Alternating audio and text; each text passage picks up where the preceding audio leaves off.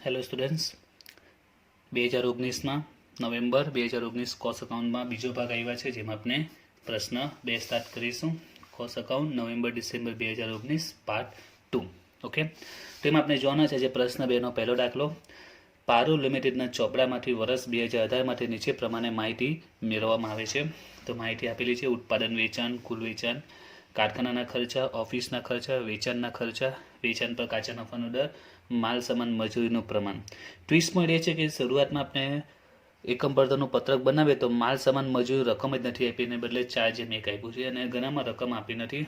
જેમ કે અહીંયા ચલિત પ્રાથમિક પડતરના 8%, અહીંયા ચલિત એકમ દીઠ 12 રૂપિયા, એટલે અલગ રકમ આપેલી છે. રાઉન્ડ ઓફ રકમ જે મેન માલ સામાન મજૂરી છે આપ્યું જ નથી. અતિ 2018ની માહિતી હોય, 2019ની જે નોર્મલ માહિતી છે તે આપેલી છે. ઉત્પાદન વેચાણ 20% રિવર્ટશે, માલ સામાન 20% રિવર્ટશે, મજૂરી ખર્ચ 10%, સ્થિર કારખાના ખર્ચ 14,400, અન્ય ખર્ચમાં ફેરફાર નથી, નફાનો દર એક સમાન છે. 2018 માટે એકમ દીઠ વેચાણ કિંમત અને નફો દર્શાવતું પડતરનું પત્રક અને 19 માટે અંદાજિત એકમ પડતરનું પત્રક, એટલે 18 અને 19 બંને માટે બનાવવાનું છે. તો આપણે જે રીતે દાખલા ગણતા એ પ્રમાણે શરૂઆત કરીએ. રકમ કોઈ પણ સ્વરૂપે આપેલો હોય, આપણે જે નિયમ છે નિયમ પ્રમાણે આપણે એન્ટ્રી સ્ટાર્ટ કરીએ. તો એના માટે આપણે પડતરનું પત્રક આ પ્રકારે બનાવતા હતા, બરાબર છે. તો સૌથી પહેલાં આપણે પડતરનું પત્રક બનાવીશું 2018 માટે. તો પહેલાં વાત કરીએ એકમો કેટલા આપેલા તો તમે જો 2018 માટે ઉત્પાદન અને વેચાણ આપેલું છે 1000 એકમોનું. એકમો આપેલા છે 1000 ઉત્પાદન પર અને વેચાણ પર. હવે સૌથી પહેલાં આપણે માલ સામાન અને મજૂરી લખીએ, પરંતુ આ દાખલામાં તમે જો તો માલ સામાન અને મજૂરીની રકમ જ આપી નથી, બરાબર છે. એનું પ્રમાણ આપ્યું છે 4:1. તો કંઈ નહીં, જે રકમ આપી તે લખીએ. કારખાનાના પરોક્ષ ખર્ચની વાત કરીએ સ્થિર ચલિતમાં, તો સ્થિર આપેલા છે 72,000, તો એ આપણે લખી દઈએ સ્થિર છે 72,000. અને ચલિતમાં કીધું છે પ્રાથમિક પડતરના 8%. હવે આપણી પાસે પ્રાથમિક પડતર જ નથી, એટલે એન્ટ્રી નહીં આપી શકાય. તો કંઈ નહીં, જેની એન્ટ્રી છે એની એન્ટ્રી આપણે આપી દઈશું આ ફોર્મેટ બનાવીને. ત્યાર પછી ઓફિસના ખર્ચાની વાત કરીએ તો સ્થિર આપેલા છે 48,000 અને ચલિત આપેલા છે એકમ દીઠ 12, બરાબર છે. તો એકમો 1000 છે, 1000 ગુણ્યા 12 કરીશું એટલે 12,000 આવશે એકમ દીઠ 12. અહીંયા પણ આપણે એકમો સાથે શોધી નાખીએ 48. જ્યારે પણ રકમમાં આવીને 20 પોઈન્ટ તમારે ફોર્મેટ બનાવીને એન્ટ્રી આપી દેવાનું, જેની રકમ છે લખો, નહીં તો કંઈ નહીં.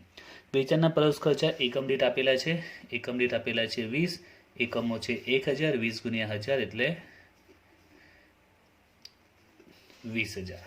ઓકે, ત્યાર પછી વેચાણ પર કાચા નફાનો દર આપેલો છે 20%. વેચાણ પર કાચા નફાનો દર છે. ઓકે, તો એ નફાની ટકાવારી છે, જોઈશું શું કામ પડશે. માલ સામાન મજૂરીનું પ્રમાણ આપેલું છે અને બીજી એક માહિતી કુલ વેચાણ પણ આપી દીધેલું છે 10 લાખ. કુલ વેચાણની રકમ પણ આપી દીધી છે. એકમો 1000 વડે ભાગીશું તો આવશે 1000. તો આપણી પાસે જે માહિતી હતી એ આપણે લખી દીધી, એ સિવાયની બધી માહિતીઓ બાકી છે, કોઈ માહિતી આપેલી નથી. તો હવે ક્યાંથી મળશે, તો એની શરૂઆત થશે એ છે વેચાણ પર કાચા નફાનો દર આપેલો છે. વેચાણ પર કાચા નફાનો દર કેટલો છે 20%. એટલે સિમ્પલ જ છે, એટલે વેચાણ પર કેટલો નફો છે 20% નફો છે, વેચાણ પર 20% નફો, બરાબર. તો આપણું વેચાણ આપણી પાસે છે જ ને કેટલું છે 10 લાખ. 10 લાખના 20% કરો એટલે કાચો નફો મળી જાય, બરાબર છે. આપણે ધારીને પણ ગણતરી કરી શકીએ છીએ, પણ આમાં સ્પષ્ટ જ છે વેચાણ પર 20% નફો છે, તો વેચાણ કેટલું છે 10 લાખ છે, એના 20% કરો એટલે સીધો નફો આપણે મળી જશે. તો 10 લાખના આપણે જો 20% કરીએ તો નફો કેટલો આવશે 2 લાખ, બરાબર છે. તો અહીંયા કેટલા આવશે 2 લાખ નફો. તો અહીંયા 1000 વડે આપણે ભાગીશું તો આવશે 200. હવે હમણાં જે અગાઉ આપણે પ્રશ્ન એક જોયો હતો, એમાં આપણે દાખલો જોયો હતો કે આપણે નીચેથી ઉપર જવું પડતું. આમાં પણ એ જ પોઈન્ટ છે કે જો વેચાણ 1000 છે, નફો 200 છે, એટલે નીચેથી ઉપર જવું એટલે આપણે માઇનસ કરીશું. 1000માંથી 200 માઇનસ એટલે કુલ પડતર મળશે 800. એ જ રીતે 10 લાખમાંથી 2 લાખ માઇનસ કરીશું એટલે કુલ પડતર આવશે 8 લાખ. ખ્યાલ આવે છે, આપણે નીચેથી ઉપર તરફ જઈશું. એમ પણ 800 ને 200 1000, 8 લાખ ને 2 લાખ 10 લાખ. હવે કોમન સેન્સનો પોઈન્ટ છે. એ જ રીતે અહીંયા ઉત્પાદન પડતર બી મળી જશે. નીચેથી ઉપર જે છે 800 છે ને અહીંયા 20 છે, 800માંથી 20 માઇનસ કરો તો અહીંયા આવશે 780.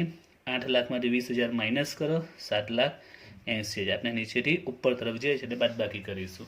એ જ રીતે ઓફિસના ખર્ચા મળી ગયા છે, કારખાના પડતર મળી જશે 780માંથી 48 અને 42 ને માઇનસ કરીશું આપણે તો આવશે 720. એ જ રીતે 7,80,000માંથી 48,000 અને 12,000ને માઇનસ કરીશું તો અહીંયા આવશે 7,20,000. હવે અહીંયા આપણી ગાડી અટકી જાય છે. હવે ઉપર કઈ રીતે જઈએ, કારણ કે અહીંયા ઉપર આપણી પાસે સ્થિરની રકમ છે, એટલે 72,000 ભાગ્યા 1000 જો કરી નાખીએ તો સ્થિરની રકમ એકમ દીઠમાં 72 છે, ચલિતની રકમ નથી, અને માલ સામાન મજૂરીનું તો પ્રમાણ આપેલું છે. હવે આગળ કઈ રીતે વધીએ, 3 રકમ બાકી બચી, બરાબર. માલ સામાન બાકી બચ્યું, મજૂરી બાકી બચી અને ચલિત બાકી બચ્યા. હવે ચલિત એ શું છે, ચલિત માટે કીધું છે ચલિત ખર્ચા કારખાનાના એ પ્રાથમિક પડતરના 8%. હવે પ્રાથમિક પડતર મળે તો ચલિત ખર્ચા મળી જાય, અને પ્રાથમિક પડતર માટે શું જોઈએ, માલ સામાન ને મજૂરી જોઈએ, એટલે અહીંયા આપણી ગાડી અટકી જાય. તો હવે શું કરીએ, આટલે સુધી તો એન્ટ્રી આવી ગઈ, હવે આટલી એન્ટ્રી બાકી છે. તો જો આની ગણતરી આપણે સમજીએ. જો દાખલામાં આપણી પાસે માલ સામાન નથી,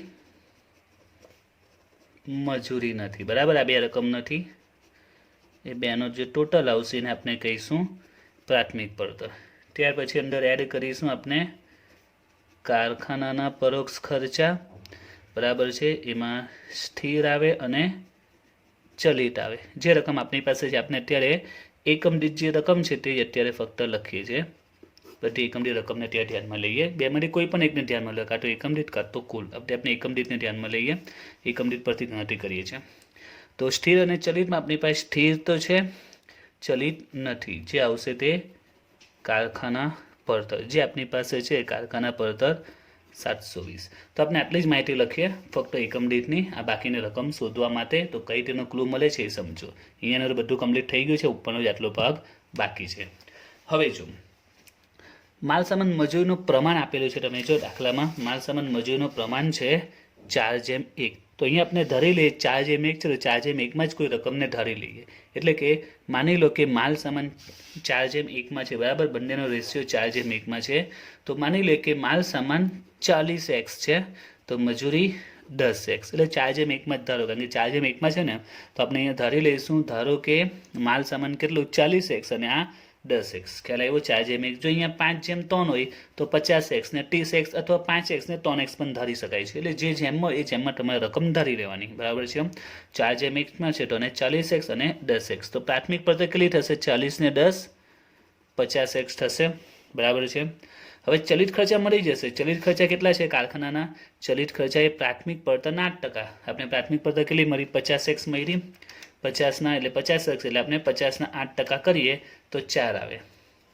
50x 8% એટલે 50 8% કરો એટલે 4, અને સાથે x લાગશે એટલે કે 4x. બસ આમાં જ આપનો જવાબ છુપાયેલો છે. ફરીથી સમજો, માલ સામાન મજૂરીનું પ્રમાણ 4:1 આપેલું છે, તો અને 40 અને 10x અથવા 4 અને 1x પણ ધારી શકાય છે. એક્સની મદદથી ગણતરી સિમ્પલ બને છે, એક્સ વગર બી થઈ શકે પણ થોડું ટફ છે, એકદમ ઇઝીલી ખ્યાલ આવી જશે.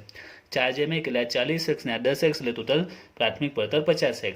હવે ચલિત ખર્ચા મળી જશે, કારણ કે એમાં કીધું છે પ્રાથમિક પડતરના 8%, તો પ્રાથમિક પડતર 50x આવી અને 8% કરીએ એટલે ચલિત ખર્ચા 4x થઈ. હવે આપને ખબર છે કે આ પ્રાથમિક પડતરમાં કારખાનાના ખર્ચા ઉમેરાય તો શું મળે, કારખાના પડતર મળે, બરાબર છે. પ્રાથમિક પડતર 50x, એમાં આપણે આ 72 ને 4x ઉમેરતા કેટલા આવે છે, 720 આવે છે. આ રકમ આપણી પાસે છે, એટલે અહીં એક સમીકરણ બને કે 50x જે પ્રાથમિક પડતર છે એમાં આપણે કારખાનાના સ્થિર ખર્ચા 72, કારખાનાના ચલિત ખર્ચા 4x ઉમેરતા કેટલા રૂપિયા આવવા જોઈએ, 720 આવવા જોઈએ, કારણ કે એ તો આપણે મળી જ ગઈ છે. આપણે નીચે ઉપર તરફ ગયા તો કારખાના પડતર 720 મળી ગઈ છે. એટલે આપણે આ રીતે કહી શકીએ કે આ પ્રાથમિક પડતર 50x, એમાં 72 ને 4x ઉમેરતા 720 આવે. હવે આ પદને આપણે સોલ્વ કરીએ, 50x ને 4x 54x પ્લસ 72 સામે જાય તો માઇનસ, એટલે 648, 54 ગુણાકારમાં સામે જાય તો ભાગાકારમાં, એટલે x ની વેલ્યુ આવે 12. x 12 મળે, એમાં વેલ્યુ મૂકી એટલે દરેક વેલ્યુ મળી જશે. જો 40x એટલે 40 ગુણ્યા 12 એટલે આવશે અહીંયા 480, 10 ગુણ્યા 12 120 એટલે 600 પ્લસ આ 72. હવે ચલિત ખર્ચા બી ચેક કરો, એ પ્રાથમિક પડતરના 8%, પ્રાથમિક પડતર 600 આવી છે, આપણે 600 ના 8% કરો તો 48. હવે ટોટલ કરી જોઈએ, 600 વત્તા 72 વત્તા 48 720 આવી ગયા, મેચ થઈ ગયા, એટલે ટેલી પણ થઈ શકે છે. તો આ રીતે એક સમીકરણ બની જશે, એમાં એક્સને તમે સોલ્વ કરશો, એક્સની વેલ્યુ મળશે, મૂકી દો એટલે દરેકની કમ્પ્લીટ વેલ્યુ મળી ગઈ. ઓકે, ખ્યાલ આવી ગયો. હવે એ જ વેલ્યુને આપણે અહીંયા ડાયરેક્ટ મૂકી દઈએ. માલ સામાન કેટલો મળ્યો? એકમ દીઠ 480. મજૂરી કેટલી મળી? 120. એટલે પ્રાથમિક પડતર થશે 600. એ જ રીતે કારખાનાના સ્થિર 72. ચલિત કેટલા આવ્યા? 48. બરાબર છે. હવે અહીંયા વેલ્યુ મૂકી દઈએ એટલે 1000 સાથે ગુણી કરીએ એટલે 4,80,000, 1,20,000, અહીંયા આવશે 6 લાખ, અહીંયા 48,000. બરાબર. તો 2018નું પડતરનું પત્રક આપણું કમ્પ્લીટ થઈ ગયું. બરાબર છે. હવે આપણે 2019નું પડતરનું પત્રક બનાવી દઈએ. તો 2019ના વર્ષ માટે નીચે મુજબના અંદાજો આપેલા છે કે ઉત્પાદન અને વેચાણ 20%થી વધશે. ઉત્પાદન અને વેચાણમાં કેટલો વધારો? 20%. તો અત્યારે ઉત્પાદન અને વેચાણ 1000 છે, એમાં તમે 20% ઉમેરો એટલે એકમ આવશે 1200. બરાબર છે. બાકીનું કમ્પ્લીટ કરીએ તો આના માટે તમને નિયમ યાદ હોવો જોઈએ. શું યાદ નિયમ છે? કે ચલિત ખર્ચા એકમ દીઠ ડાયરેક્ટ લખવાના અને સ્થિર ખર્ચા કુલ. ચલિતમાં એકમ દીઠ અને સ્થિરમાં કુલ. બરાબર. તો આમાં જોઈએ ચલિત ખર્ચા. તો મેં સમજાવેલું જ છે વિડીયોમાં, જે ચેપ્ટર સ્ટાર્ટ કરેલું ત્યારે, કે પ્રાથમિક પડતરના જેટલા બી ખર્ચા હોય બધા કયા હોય? ચલિત. બરાબર. એમાં હું તમને રાઉન્ડ કરવાનું કહેતો હતો કે ચલિતમાં એકમ દીઠ જોવાના. અહીંયા ચલિતમાં એકમ દીઠ, સ્થિરમાં કુલ. ચલિતમાં એકમ દીઠ, સ્થિરમાં કુલ.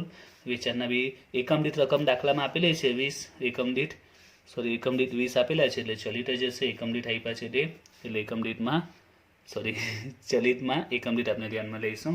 હવે પત્રક આપણે જેમ બનાવતા હતા એ રીતે આપણે બનાવી દઈએ.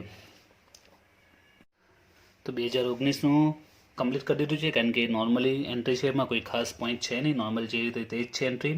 તો સૌથી વાત કરીએ, સૌથી પહેલાં માલ સામાન. તો આપણે એકમ દીઠ 480 છે, એમાં 20% વધારો છે. તો 480માં 20% વધારો તો 576 ગુણ્યા 1200 એટલે 6,91,200. ત્યાર પછી પ્રત્યક્ષ મજૂરી આપણે 120 લખીએ, એમાં પોઈન્ટ આપેલો 10%થી વધશે, એમાં 10% ઉમેરતા 132 ગુણ્યા 1200 કરીશું તો 1,58,400. એટલે પ્રાથમિક પડતર આવી 708 અને એકમો થયા 849. કુલ રકમ આવશે 849,600. હવે કારખાનાની વાત કરીએ તો સ્થિરમાં કુલ રકમ લખીએ, એમાં હવાલો આપેલો છે કે 14,400 વધશે, એટલે 72,000માં 14,400 ઉમેરતા 86,400 ભાગ્યા 1200 કરતા રકમ આવે છે 72. ઓકે. ત્યાં પછી ચલિતમાં તો હવે 3 જ ખર્ચા વિશે માહિતી આપેલી, પછી કીધું છે અન્ય ખર્ચામાં કોઈ ફેરફાર થશે નહીં. એટલે ચલિતમાં ડાયરેક્ટ 48 લખી દેવાના ગુણ્યા 1200 કરતા કારખાના પડતર મળી ગઈ. ઓફિસમાં પણ તો લખેલું છે અન્ય ખર્ચમાં કોઈ ફેરફાર થશે નહીં, એટલે ઓફિસમાં સ્થિરમાં 48,000, ચલિતના 12 લખી દીધા અને 1200 વડે ગુણાકાર ભાગાકાર કરી નાખ્યો. ઉત્પાદન પડતર મળી ગઈ. અહીંયા પણ એક વેચાણના ચલિતના 20 એકમ દીઠ એ ડાયરેક્ટ આપણે લખી દઈશું ગુણ્યા 12,000 એટલે કુલ પડતર 900 અને 10,80,000 આવી. હવે નફા માટે કીધું છે કે નફાનો દર એક સમાન રહેશે. જ્યાં દાખલામાં કીધું નફાનો દર એક સમાન રહેશે, ગયા વર્ષ જેટલો હશે. તો સિમ્પલ મેં સમજાવ્યું છે વિડીયોમાં જ્યારે ચેપ્ટર ચાલતું ત્યારે. તો ગયા વર્ષનું જોવાનું, ગયા વર્ષની પડતર કેટલી છે? 800. પડતર કેટલી છે? 800 અને નફો કેટલો મળે છે? 200. 800 એ 200 નફો મળે છે. તો અત્યારે પડતર આપણી કેટલી છે? 900. તો 900 એ કેટલા?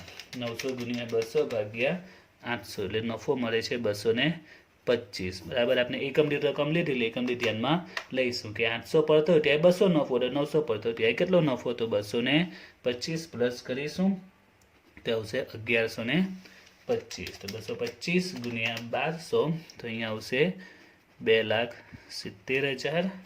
1125 ગુણ્યા 1200 તો આવશે ટોટલ 13,50,000. ઓકે. તો આપણો દાખલો અહીંયા કમ્પ્લીટ થાય છે.